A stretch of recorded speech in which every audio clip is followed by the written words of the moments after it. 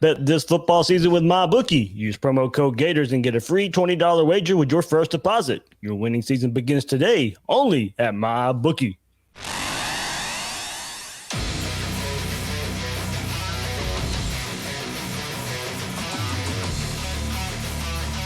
Gators Breakdown, because there's never a dull moment in Gator Nation.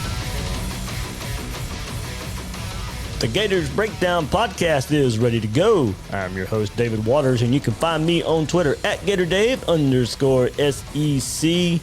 And look, Gators got some good news on the recruiting front, so we got to cover recruiting just a bit. I don't cover it too much during the season because football, usually the game itself, the game on the field usually takes over in the fall, but, recruiting never stops, and when that news hits, we'll dive even more into recruiting. So here we go. Corey Bender from Gators Territory on the Rivals Network will join me here on this episode of Gators Breakdown as we talk about the big commitment of Jeremiah Scooby Williams, of course. And look, there might be more commitments on the way and very soon as well. So we'll get into all that, all recruiting talk here with Corey Bender, and we'll get his thoughts also as the roster, how it's been built the last couple years to recruiting, and maybe looking forward a bit as well into that 2022 class and a big time commit maybe on the way soon for the Gators. But before we get there, remember, you can find Gators Breakdown on news4jax.com/Gators Breakdown. There you'll find all the Gators Breakdown episodes, as well as News4Jax coverage of the Gators. Please share, rate, and review the show. On YouTube, hit that like button, hit that subscribe button. It really helps us out here on Gators Breakdown. Or if you just want the audio version, check us out on your favorite podcast platform. And follow Gators Breakdown on social media. We're on Twitter and Facebook at Gators Breakdown. And don't forget, you can also get your Gators Breakdown merchandise at ebay.com/str/Gators Breakdown. That's ebay.com/str/Gators Breakdown for your new look Gators Breakdown merchandise. A lot of good options there. Men's, women's, orange, blue, whatever color you want. Got the new traditions there. Of course, that shirt, you can see it on the YouTube version as well. Or you can head to ebay.com/str/Gators Breakdown to check out all the Gators Breakdown merchandise there and support Gators Breakdown if you want to in that fashion. And joining me now here on Gators Breakdown is Corey Bender from Gators Territory on the Rivals Network. Corey, first of all, man, congrats on the birthday of your baby boy, and I hope baby, mama, and you are doing well. No, we are, man. Thank you so much for having me on, Dave. And, we're just adjusting. We're in the hospital all last week. We got home on Sunday, and about 48 hours in now with the baby at home. So, no, everything's going good. Couldn't be more happier where I am right now in life. And everything's just clicking well. Like I said, the baby boy is doing well. His name's Aiden. And, man, just plugging along, learning on the fly, trying to be a good dad like you, man. It takes work, man. So yeah, right. No, it's like I said, we're all learning on the fly, first kid, and no, it's been amazing, man. Like I said, it's a surreal experience, man. Like first time hearing him cry, and now coming home with the home we bought for him and the room we got ready for him. It's just I'm just happy for him that he has a good place to stay in.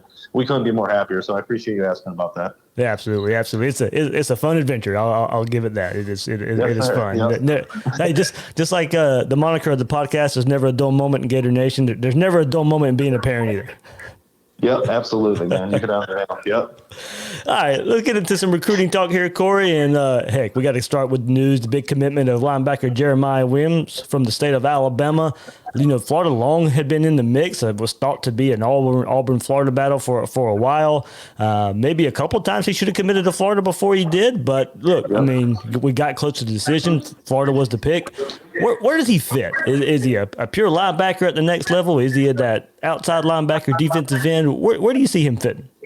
His frame kind of reminds me of Diabate coming out as far as his size and build. It's funny, you watch him on film, he's very fluid. He changes direction well. He accelerates well. Just a really good athlete. And like you said, there's options with him. I think, obviously, if he continues to add weight and fill out his frame, which I think he can, he definitely has room to add weight. I think he will be that natural type buck position, staying up on the edge. I feel like that's where he's most effective, but I think he could definitely play that traditional linebacker position as far as operating in space, turning his hips and running a little bit, changing direction. He definitely has the athletic traits to do that.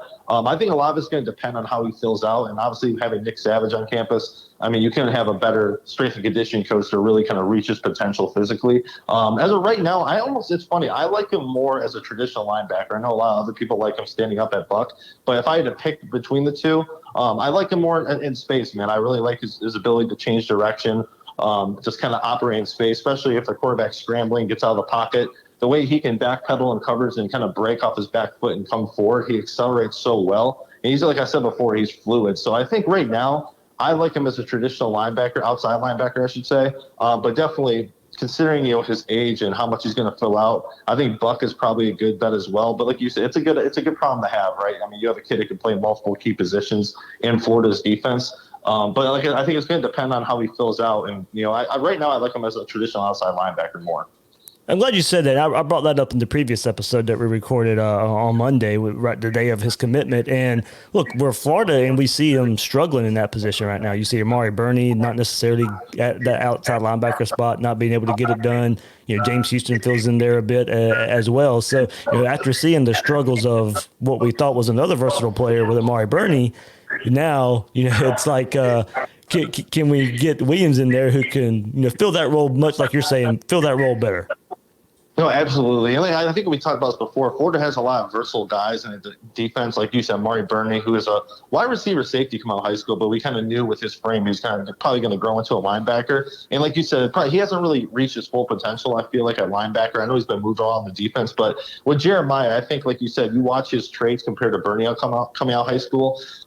Jeremiah just has – I love his burst and how fluid he is. And I think with him, he can definitely slide in fairly early as long as he learns the playbook and kind of gets everything. I mean, it's always a story. You can have the most talented kid in the world come to campus. It's all about digesting that playbook and kind of learning the ins and outs of SEC football. And regardless of how talented you are, it's always a learning process. So, I believe with him, I think it's going to be – he's a guy who can definitely kind of step in fairly early. I don't know if he'll make a huge impact as a true freshman, but a guy they definitely can rely on as far as here and there, especially in passing downs or – I mean, it's one of those guys, too. You see the before and after pictures, guys that enroll early, and then you see them in June, 5 months later. Some of these kids look completely different under Nick Savage. So either way, they have options with him, and he's more of a traditional guy where I don't think there's going to be a whole lot of uncertainty surrounding his positional fit. I think Florida definitely has a good player with him. And let's keep that position going a little bit. Let's keep it at linebacker and two more linebackers that look to be making decisions soon. Xavier Sori, Smell Mondon. Gators are in the mix here along with Alabama and Georgia. Getting Williams, certainly helps Florida right now, but could it hurt them with these other linebackers? And it seems like UF is in serious consideration for Sori. So that's probably the one to watch out the most here out of these two. But getting Williams at linebacker, how does that affect maybe one of these two guys? I definitely softens the blow as far as if you don't get Sori. I think with Sori, which makes it so interesting, because everyone knows how hard Florida's been recruiting him since his freshman year. Florida, I mean, Coach Sal was the one that offered him, and I think it was his first offer during his freshman year. Florida's his mother's favorite school, and he's been to campus over a handful of times. So it's always somewhat of a stinger when you miss out on kids, especially when the race is this close. But I think, obviously, adding Jeremiah Williams, they're two different type of players as far as their positional fit, in my opinion, on defense. But it definitely softens the blow, considering just where people thought Florida stood with Williams like about a month ago. I think once the pandemic hit and when he nearly committed Florida the first time, people thought, okay, he was probably going to stay home in Auburn. And I thought that, too, for a while, just considering he couldn't get back out to campuses and stuff. But I don't think it affects them as far as numbers-wise, but it definitely softens the blow a little bit if they miss out on Sori. And in regards to Sori, too, it's going to be interesting. A lot of the buzz last week, before I went on leave, a lot of it's been Georgia. I know he actually got up to Florida's campus over the past week, too, to kind of get back there familiar, just kind of get Florida back in his mind a little bit. Based off everything I've been hearing over the last week, I know Georgia's been fairly confident there. And I know there's been Georgia commits over the past couple of weeks, too, that have been kind of putting the word out there that they think they're going to get him. And I know he visited Georgia, too, during the pandemic. That was one of the lone schools before he got out to Florida last week. As far as one of the schools he actually got out to, and that played that was a huge role. Like I said, I mean, a lot of these kids, whatever's the most fresh in their mind as far as the visit, that usually plays a big role, especially when it comes down to crunch time. It's so hard to predict with him, man, because right now my pick is Georgia. Many all along thought it was Alabama and Florida in the close battle, with Florida just coming up short and Alabama getting the lead there. But now that he's got back to Florida, I mean, it's made it way more interesting than it was a week ago. And I know a lot of the national buzz is Georgia right now. And the same for Smell Mondon. I think, like I said, we'll touch on him after. But I don't think, like I said, with Sori, it's hard to give a concrete prediction with him right now. He keeps things close to vest. And Christian Robinson has done such an outstanding job recruiting him, too. That relationship is very strong. Just like it was with Jeremiah Williams, the same with Smell Mondon. Christian Robinson is the lead recruiter for all three of those guys. And it just echoes to show like how good of a recruiter Robinson is. But I think right now with Story, I'm still leaning slightly to Georgia. But like I said, that's not my final prediction. I'm just based off everything I've heard from the national side and sources up in Athens too. Georgia feels pretty good about him right now. But you got to kind of makes you think twice now that he's been back up to Gainesville. So like I said, I don't think anyone has a clear cut idea where he's going to go right now, but whoever he does choose, it's going to be extremely close battle to the finish line. And one of these schools, their heart's going to be broken, unfortunately. That's how recruiting is. So, yeah, right now, slightly, I have Georgia, over Florida for exceeding that Story, but that's not my final prediction. And look, it's long been thought when you discuss Story, you also have to bring up safety Terry and Arnold, as there's been talk, that they'd like to play together. If Story ends up anywhere but Florida, how much does that hurt the Gators' chances for Arnold? What's funny? I think it definitely makes Arnold think a little bit, but Arnold's very thorough with his recruitment. Like you can tell, like he's in no hurry. He's going to take us to the finish line as far as signing day. Right now, that's my pick for Arnold is Florida. And like I said, we have 3-4 months left to go with this. But a lot of the national buzz right now is with Florida as far as Tyrion Arnold. I know all the staff is really prioritizing. I mean, I know most of the schools that are in his top group are offering the opportunity to play basketball as well. I don't think Story going somewhere else would be a game like it would completely diminish whatever school's chances that would be. But they definitely want to play together, and that's key. But I think as far as would it hurt Florida's chances if Story went elsewhere, I don't believe so. I think, like I said, Arnold, he's a certain guys he would like to play with, but he's a very thorough kid. He does his research, and I think he understands it's more than just having a buddy to go to school with. I think obviously the relationships with Florida are very strong. He's told me many times he sees an opportunity to hit the field very early up in Gainesville. Just a lot of familiarity there, especially with Florida State having a down year. Any other year, if you said this 5-6 years ago, you're like, can never rule out FSC with a Tallahassee kid. But having them struggle, I think, was even more key and helps Florida that much over the long haul. But no, I don't think it's going to affect it too much, man. I really don't. I think Arnold, he's just very thorough with his recruitment. He knows what he wants in the school. And I think right now, Florida has to feel very confident about him. I think Florida's sitting in a great spot. Sounds good there. And pretty much, I'm sure it won't take long here. You kind of already mentioned it, but Smell Munden, pretty much a lock to Georgia at this point. At this point, yeah, man. He visited, I think it was last time he was in campus. I think it was, last season, the very beginning of the season. Last time he was in Gainesville. And just in Georgia, they've held up on him to campus, a countless amount of times. It's an in-state school, and the biggest word with him when I think of that is just familiarity. There's so much familiarity between him and Athens, and I think for many months now, people have penciled in Georgia, and that momentum has only grown in recent months. And Christian Robinson, like I said, he loves Christian Robinson. He always raves about him, but I don't think that relationship will be enough to put Florida over the top, especially since he hasn't been to campus in basically a year now. That always hurts a kid's chances as far as ending up at your favorite school when you haven't been there in so long. Obviously, the pandemic didn't help with that, so. Yeah, I think proximity and the familiarity factor with Georgia is going to win out for them, as far as with him. So, yeah, I think many UF fans should definitely not get their hopes up with Smell Monday. He's a talented player. He has nothing but positive things to say about Florida. And there's a long time, too, where Florida, we do a ranking contenders piece at Rivals, and Chad Simmons, who's more dialed in than any national analyst I can think of, he's always put Florida as that number 2 school based off the relationship with Christian Robinson. But I don't think it will be enough. Georgia is definitely the strong prediction right now for him. All right, and then if we keep going here, and of course, I got to make sure we get the pronunciation right. Of course, every time here, Temise Adelier, Florida, Texas A&M, Alabama, previously committed to Ohio State, and we're now decommitted from there. And Florida was thought to be the pick there, but we don't know when he's going to make the decision between these 3 schools. But it does definitely seem to be a 3-horse race now for Temise. Yeah, absolutely. And before he committed to Ohio State, Temise always used to say Florida was a school recruiting me the hardest. He told me every staff member from support staff to all the positional coaches were really recruiting him hard. Obviously, you got David Turner, Dan Mullen, then you have Coach Cooper, obviously, in the sports staff. All those guys have really constructed really great relationships with him. And also the other parts, he has family all across the state of Florida, and he always calls the state of Florida his second home. Kamar Wilkinson, obviously, he reclassified. He's up in Gainesville already, but he was a big factor the first time around as far as where Florida was standing. And right now, he's another one as far as kind of a story where he keeps things close to vest and kind of keeps people guessing, because I could see Alabama being the pick. He always says, I think he said, in fact, he says it basically sometimes it's dumb not to pick Alabama because all the tradition, how they pump out NFL players. And then you have Texas A&M where he's like, hey, that's the home state. I mean, there's something about putting out for the home state. And, with Jimbo Fisher and them, there's always a buzz down there. Like I said, it's just a great place to play, great college town. And then you have Florida that checks off so many boxes as well. He's another kid where it's so hard to kind of put a concrete prediction on him. I know many people I've talked to in recent months, I should say more recent weeks, have kind of said, hey, if I had to give a rough prediction, Florida would be my pick. But he can roll. He can say, hey, I'm committing next week, and either school would not surprise me whatsoever. But as far as Florida, there's a lot of familiarity there. I mean, his outstanding relationship with the coaches. I believe that was the last visit he took right before the pandemic. I think I don't know if he's been on the road recently, but I think that was the last campus visit he took, unless he went to A&M for that Florida game. But either way, like Florida checks off a lot of boxes, and the relationships are the main things that really come to mind. David Turns does an outstanding job recruiting them. Having family all across the state of Florida really helps. Kamar's in his ear. There's a lot of things that Florida offers him. It's definitely very appealing.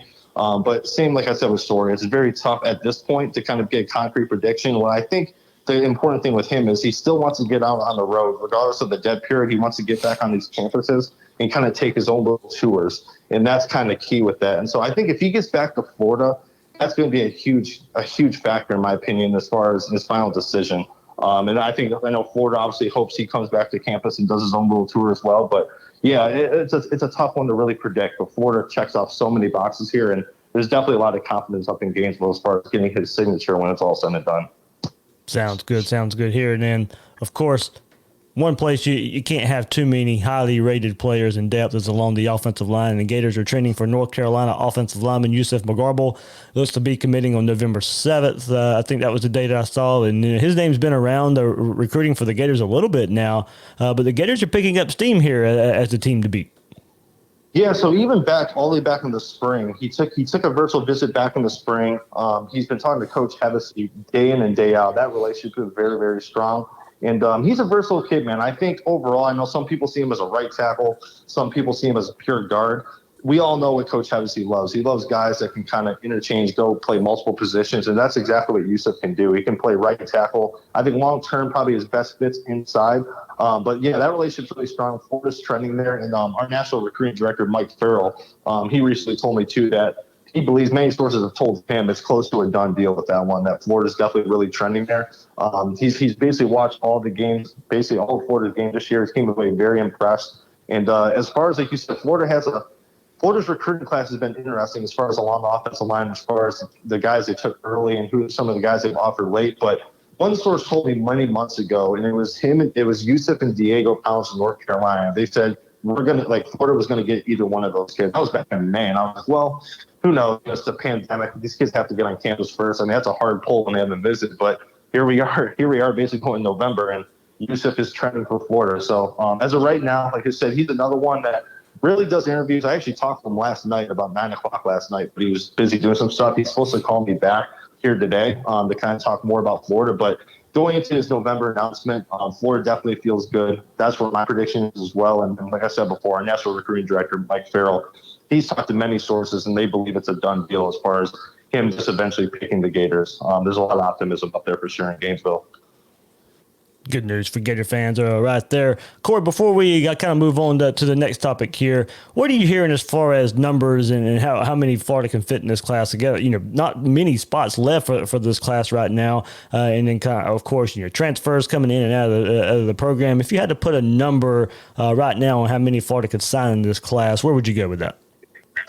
Yeah, I mean, I've heard all the way up to 27 at times. I mean, it's just with this class, I think what's going to be interesting, and it's kind of a sensitive subject to talk about times, is the whole eligibility. I mean, as far as guys being eligible and actually qualifying, I don't want to say certain names, but I know in the past, like there's been certain guys in this class that are kind of, I mean, I'm not saying long shot to qualify, but I mean, they're definitely going to have to put in work towards the home stretch. Right now we're seeing at 25. I've heard 27 to 28. That's the number I've been hearing all along. And then obviously that number could be a little bit less depending on who gets in and not. Mm-hmm. Most of the class should get in. I'm not saying like there's concrete numbers, but all along there's been certain guys in the class that have been kind of, hey, you have to keep an eye on these certain guys. But I've heard 27 to 28 all along. And then we all know the unfortunate part of recruiting too. I'm not saying anyone's going to get processed out of the class, but I'm sure if there was a big time kid that wanted in the class, I'm sure Florida would make it happen and kind of would have to make those numbers possible. But I would say right now they would have about 2 to 3 spots left. But like I said, that's a very rough number depending on who qualifies and who doesn't and stuff like that. But yeah, I would say 27 to 28. Okay, Corey. Yeah, I've said for a long time, if there's a player you really out there, if there's a player out there you really, really want, numbers will always work themselves out. Yep, absolutely. Yep. Absolutely. Just the way it goes. And then this is the year too, though. That's the thing, though. This is the year where that could happen. And that's why you and I talked beforehand, the thing like Desmond Hill, the receiver, who, Florida's showing more and more increased interest in. You have Yusuf that wants in the class. I mean, then you have Tumise. I mean, so sorry. And then you have Arnold. I mean, there's going to be there's decisions are going to have to be made regarding those guys, right? Especially right now where the class sits. And like I said, 25 commits. This is just a rough number. I'm just making this number up. Say 2 guys don't qualify, then it pushes you down to 23. That gives you 5 spots. It just depends on if some of the process unfortunately don't qualify, or like you said, some get processed out, or like you said best, they make it happen regardless of who's on the board. If there's a guy they really want, I know Florida staff, they'll make it happen. And like I said, recruiting's not always peaches and cream, man. I mean, there's unfortunate moments in recruiting. We all know that, and just know all the guys left on Florida's board. If Florida wants them and they want in, they'll make it happen. I think we all know that. Before we go further, a quick word from our friends at MyBookie. Ever since I started Gators Breakdown, people have been asking me who's going to win, and a lot of time what team they should bet on. Well, the best piece of advice is where you're betting is just as important as who you're betting on. That's why I always tell people to visit MyBookie. They've got deposit matches, free bets, and huge cash prizes for you to take advantage of all season long. NFL action, they have that. College football, they got that too. Plus, they have a mobile-friendly website and top-of-the-line customer service, making their platform a one-stop shop for all your betting needs. And the best part is, MyBookie has hooked us up with promo code GATORS, which gives you a free $20 wager to get some skin in on the game. It's low risk, high reward, which makes this offer a no-brainer. That's a $20 free bet to use on anything in the sportsbook, and it's completely on the house. You can't beat free, and you certainly cannot beat free money. Sign up at MyBookie today and use our promo code GATORS to claim your deposit bonus. Stacked UFC cards, presidential prop bets, and good times await. Sign up today to begin your winning season only at MyBookie. Corey Bender from Gators Territory joining us right here on Gators Breakdown. And Corey, now that we've seen this year's Florida team play and certainly see some of the issues there, let's go back and take a look at a recruit Florida's going to need to grow up fast next season. And with all the issues in the middle of the defensive line, Desmond Watson is a true nose tackle, and he'll have every opportunity to get on the field next season, given what we've seen from Florida this season and what they potentially lose after this season. So, after a couple of cycles of not getting commits to play defensive tackle, the Gators are in dire need there, and Watson looks like the perfect guy to fill that need. He's that pure nose tackle, man. Put him more at the center, let him wreak havoc in the A gaps. Like you said, a lot of those guys aren't going to have the gaudy stat lines considering the position, the role they play. But I think with Watson, man, I've talked to a close source of the situation 3 months ago that they think in Florida's whole D-line class, this is before Leonard Taylor committed to Miami. They feel like when Leonard was really kind of trending towards Florida, they said when it's all said and done, don't be surprised if Watson's the best defensive lineman in that class. And honestly, I agree with that. Like right now at his size, he has to lose some weight, tighten up his frame a little bit, but same thing with Ethan White. I think a lot of that weight's going to come shred off fairly easy, especially with good nutrition and going working with Nick Savage. But I think he's one of the more underrated players in the country. I really do. He has freakish athleticism for a kid that size. He can bend, he can dip his shoulder. And he's not just uses bull rush. He's not just pure power. There's times he uses a nice swim move. He has a nice rip move as well. He's one of the guys, man, personally, when it's all said and done, I think he can be a very, all SEC type player, man. I'm one of the ones that raves about him. I saw him at all the Rivals camps earlier this year. I don't think he lost one rep. I went to 2-3 camps that I saw him live. I don't think he lost one rep as far as one-on-ones. And now you look at him now as far as with conditioning, and when you see the finished product, there's so much potential and upside there as far as what he can be over the long haul. So I think with him, you have Gervon Dexter, who really sticks out, who can obviously, he's already seen the field. We already know his ceiling as a player, but I think with Desmond, he's a different player, obviously, inside, but that gives him another young body in the middle of the defensive line who could definitely wreak havoc and do a lot of damage for Florida. And I think, like I said, I'm not going to get into the whole rankings thing, but I think overall, I think many people, if you really study his film or seen him live, it's understandable. It's definitely understandable why people are raving about him and why they think he can see the field fairly early. And Corey, it was thought that Florida could be recruiting too many defensive backs this cycle, but with what we've seen so far this season on the back end of the defense, the Gators need all the help they can get back there too. So, overall, you feel pretty good about Kyer Elam, Jaden Hill, Chester Kimbrough, Travis Johnson as young players in the secondary moving forward with those guys. And now you have Kamara Wilcoxon, who reclassified this year to play, and then you had Corey Collier, Jason Marshall, Donovan McMillan, Jordan Young, Dakota Mitchell. This is after adding Mordecai McDaniel, Ethan Pouncey, Jahiri Rogers, Travis Johnson, and Avery Helm, Rashad Torrance, the last class. There's a lot of names there that you can just list off. Corey, man, that's a lot of numbers to throw in the back end and hoping you can find better safety play, as that's a position that just, hasn't developed over the last 3 years, and that, you can bounce back and get great play out of the cornerback position as well. Yeah, I think, I know you mentioned Jason Marshall too, but I just want to say, I think as far as a pure cover corner in this class, he's another one who we have Corey Collier ranked higher as a 5-star, and a lot of this more potential. Obviously he's an outstanding player, but I'm actually very, very high on Jason Marshall, man. I think he's one of those pure cover corners who can come in. I think he'll play very early, I think, with Florida. Obviously you have Jaden Hill, you have Chester, you have other guys in there too at corner, but he's one I feel like who could definitely see the field very early. And the numbers, like you said, I kind of looked at the numbers through the last 2 classes. It's like, man, it's a lot of bodies, man. I hope they're distributing the numbers properly. But like you said, there's some uncertainty, like you said, especially after this season, as far as which guys are really going to step up and become bona fide starters and really really solidify themselves as pure starters. I think with Collier, I think he'll play next year, but I think he has some room to grow as far as physically before really seeing the field. And I also think too, man, there's some guys in this class who I think, like David McMillan. Last time I heard, he was over like almost closer to 210 pounds. I think from what I've heard that middle linebacker might be the best fit for him long term. He's a more physical kid. He's decent in coverage, but he's his best in coming up and run support, obviously filling the lanes. Very physical kid. I think with his frame of where he's at now, I think that's another guy that obviously we have him listed as a safety, but I think he'll be a long backer long term. Dakota Mitchell, I think he fits that star position pretty well, like Travis Johnson. I feel like Dakota fits that star position as well. He's a physical kid. He's good in coverage, but he's a very well-rounded player. So I think you have a lot of guys who are versatile, can fill a lot of spots. But I think as far as overall, when you look at the class, they definitely filled a lot of needs. And I think based off what we've seen this year, there's a lot of uncertainty based on what's going to be there next year. I mean, Kyer, like you said, Kyer Elam's probably the most consistent starter in the secondary as far as future, as far as current play. But then obviously I know Marco struggled. Obviously he'll probably be coming back for another year. And then Jaden Hill is flash too. But like I said, I think right now when you look at the numbers, it's gaudy either way. Even with guys switching positions, it's still a fairly big class, over the last 2 cycles. But I think you'll see some of those guys kind of transition to different roles with Donovan McMillan playing the thing. And I think Jordan Young, he's another one, man, where I think he's I know Florida's very high on him. I know he's one in the recruiting rankings. I mean, he's in our Rivals 250. A lot of people don't talk about him as much, but he's another one who I feel like he was like Travis Johnson last year, where he kind of got overlooked a little bit by some of the highly ranked kids. But I think eventually people will realize that was a good find by Torian Gray and stuff like that. And I think Torian Gray should get a lot more credit, man. Like when Travis Johnson came to that camp last summer, people kind of rolled their eyes like, man, we're offering this kid. His offer sheet's not that good. Like then you see Clemson offer during the home stretch. And then Jordan Young was another one where people thought he wasn't a take. But then all of a sudden, based off everything I heard, like Florida was in love with Jordan Young as far as what he brings to the table, and they took him with a heartbeat.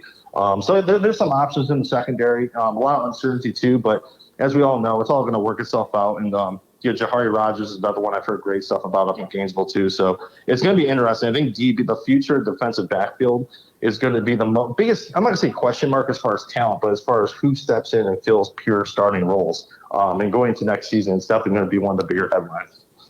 All right, a couple more thoughts here from Corey before we let him go. And Corey, you've hit on it a couple times, and I talked about it on a recent episode as well. And I was asked if this defense needs to be rebuilt, and I had to think about that for on the fly for a second when I was asked that question.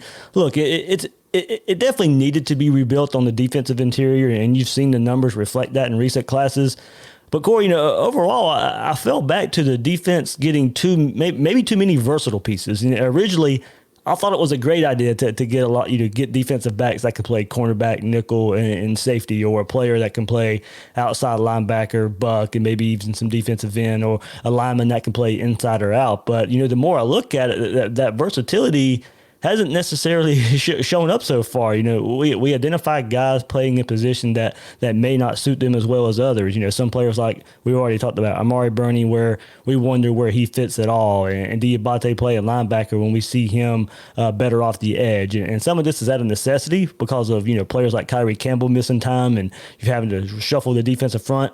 But I think that hammers home the point that if you had some players that had true positions that you identified in recruiting, then maybe some of these issues that we're seeing could have been avoided. And I mean, just looking at it on the surface, there seems to be way too many outside linebacker buck types, and they don't really have a true spot yet. Yeah, and the other thing is, too, you'll talk to a lot of kids in recruiting about, especially they use the outside linebacker and bucks, and a lot of the kids will say, no, I'm getting recruited for buck. And I mean, I swear, man, I'll interview 6-7 kids who all say, no, I'm getting recruited for buck. And I'm like, well, in my head, I'm like, not everyone can line up at that one position. It's going to be a logjam. But yeah, and that's the thing, too, man. There are times in this defense you look, I think Amari Burney and Diabate are the first two that come to mind for me. Diabate, it's funny because I liked him way more as a pure buck. Mm-hmm. I just thought he was, his quickness off the line, he was always one step ahead of any tackle he was going against last year. And I know he played limited snaps, but I know coming to Florida, that was one of the key reasons why he wanted to go to Florida, because I know they're going to give him the opportunity to rush the passer, where schools like Auburn and I believe Alabama, they like him as a traditional linebacker. And that was honestly one of the key reasons from what I heard is why he went to Florida. And then, like you said, you move a guy back to linebacker. And I think at the time when they did do that, I understood it, because you have Brenton Cox, you have Chris Bogle. You almost you're going to have a big logjam at buck if you don't move some guys around. But now, like you said, it hasn't really translated to the field as far as going into the season. I thought buck was the most loaded position, one of the most loaded positions on defense. I thought that was going to be one position we didn't really have to worry much about. But you kind of look at it from week one to now, the production hasn't met expectations, put it that way. And I think with some of these guys moving around, it definitely doesn't help. And same with Burney. He's played different positions almost every year since he's been on campus. And with a lot of these kids, when you're that young and you're trying to learn the playbook and you're trying to learn your new role, you're hesitant out there. You're not playing to your full potential because you're thinking too much. And there's a lot of guys you can kind of see that out there. And I think another one's the star position. I mean, you have some kids that are pure corners coming out of high school. And I think we all know, okay, hey, he's probably going to be a safety at the next level. But it's good to be versatile, but at the same time, then you have guys thinking way too much. I like guys who've been playing the position for 5-6 years and say, I'm a true defensive end, and they know their go-to moves. They know what has worked for them in the past. And I think with Florida, they kind of have a reputation for moving guys all around, which on the surface, it looks good. Like, hey, we have all these versatile players. But at the end of the day, I don't think it's translating to the field as far as what everyone thought it was going to be. And yeah, I agree. Like a Jason Marshall, he's one of the guys who I love. Okay, he's a pure corner in my opinion. He's not a safety. He's a guy like Corey Collier. He's a pure safety. And like I said, there's certain guys like that where I think you're going to see that over the long haul, just at comfort level, because it's a position they've been playing their whole lives. But yeah, I agree. I think with Burney and Diabate, and then even with Marco, I mean, Marco's at star now. Mm-hmm. There's a certain guys even in defensive end and buck. You're certain guys that I think they even had one. I think Brenton Cox at defensive end. I like him standing up at buck more. Right? That's just me. So there's a certain guys where if it was me, I'd be like, I would like him at this role more. And obviously, I'm not a coach, so I'm not going to go down that road. Mm-hmm. But it's just certain those. I agree with you 100%. I think the versatility thing is kind of hurting them more than helping them at this point. Like you said, heading into their college careers, it looks good. Like, hey, if it doesn't work here, we can put this kid here. But it's just a lot of the changing positions and kids learning the new scheme as far as what their role is in the defense at a new position. You just have guys thinking way too much. And these aren't kids in the NFL. These are 18, 19, 20-year-old kids. It's a process for anyone, and you're playing in the SEC. So I think, like you said, the versatility at times is hurting them more than helping them. And I think with this 2021 class, there's a little bit more certainty with some of the guys. I know I think in the secondary, you're always going to have that issue depending on a kid's quick, his hips and his footwork as far as if he's going to be a pure corner. But there are a lot of guys in this class that really are solidified themselves as their true position. And I think obviously Jason Marshall's one that comes to mind. I think he'll be a guy that comes to campus and gets on the field fairly early, man. I think he checks off so many boxes, and hopefully they can start trending in that direction again, because it's not really shown with Amari Birding, and I think Diabate should be at Buck, especially now where the numbers are. I think he should kind of get more reps on the edge. So we'll see, man. I think it's definitely hurting them a little bit. I'm not going to say it's hurting them, but I definitely prefer it more the solidified positions rather than the versatility based off what the performances have looked like through the first few weeks. Absolutely. And last thought here, Corey.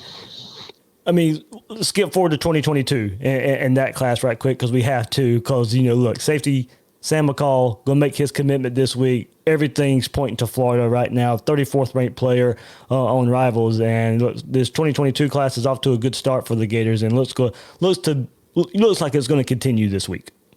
Yeah, definitely. With Sam Mccall, he's going to be another interesting one. So Rivals has him as the number 2 safety in the country for that class, but he's a bigger kid, man. He's another one going back to as far as pure positions, but his is just more size where he's at. I think definitely, Florida is definitely trending very heavily with him. I'd be very shocked if he went elsewhere tomorrow. But going into that class, I know the commitment numbers haven't really shown in that class yet. It's been a pretty slow start as far as commitments, but you could go down the list as far as which guys are training to Florida. There's a lot of buzz with a lot of kids as far as where Florida sits. And I think before we know it, that class is going to start filling up, and you need that domino effect from a big kid like Sam Mccall to really get someone's attention. His teammate Javonte McClendon, he's in contact with Florida every day as well. So after Sam Mccall commits, it wouldn't surprise me to see McClendon join the class shortly thereafter. He hasn't really hinted at that yet, but usually in recruiting, it's always that first domino that really falls. And then after that, you start seeing guys join the class, and that momentum starts to really pick up. I talked to another kid this week too. I talked to Mikael Williams. He's a defensive end out of Georgia. He was raving about Florida when I talked to him. And then Julian Armella, the number 1 offensive tackle in the country for 2022 class. I'll actually have a story on that tonight, but he's in contact with Florida 4 times a week, roughly. And he basically said his relationship with Dan Mullen and Hevesy is outstanding. They're really pushing the right buttons with him. Derek Wingo has been in his ear. Tyreek Sapp is a former teammate. There's going to be a lot of guys right now that have Florida near the very top of their list, but they're just not ready to pull the trigger yet. But I think now with Sam Mccall, who, like I said before, I'd be very surprised if he didn't pick Florida tomorrow. He's the type of talent that really gets the attention of the kids all across the map. And there's guys especially in Polk County is a talent-rich area. You have Gabe Dindy at Lakeland, who has Florida high on his list. It wouldn't surprise me to see that pick up that 2022 class. And I think by the end of the year, they should be probably sitting with a handful of commits. And then after that, you'll just see the dominoes start to fall. But like I said, it starts with a guy like Sam Mccall. And I think Florida fans should be expecting some very good news tomorrow. Great news there. Corey, man, thank you so much taking time out from the new baby and being a new dad and all that stuff. And I can't thank you enough for joining us here on Gators Breakdown. No, thank you so much as always, Dave. It's always a pleasure, man. And thanks again for all the wishes on the baby. And we'll definitely catch up here soon. Big thanks to Corey there and all the recruiting knowledge that he brings. And look, the recruiting never stops, as I said at the beginning of this episode. So had to get him on here to discuss everything that's going on in recruiting. Like I said, good news to start the week for the Gators, and that news looks like it will continue for the Gators on the recruiting front throughout the week with the upcoming commitment of Sam Mccall. So everybody, thanks for joining me on this episode of Gators Breakdown. I am your host, David Waters. You can find me on Twitter at GatorDave_SEC. Guys and girls out there, thanks for listening to this episode of Gators Breakdown.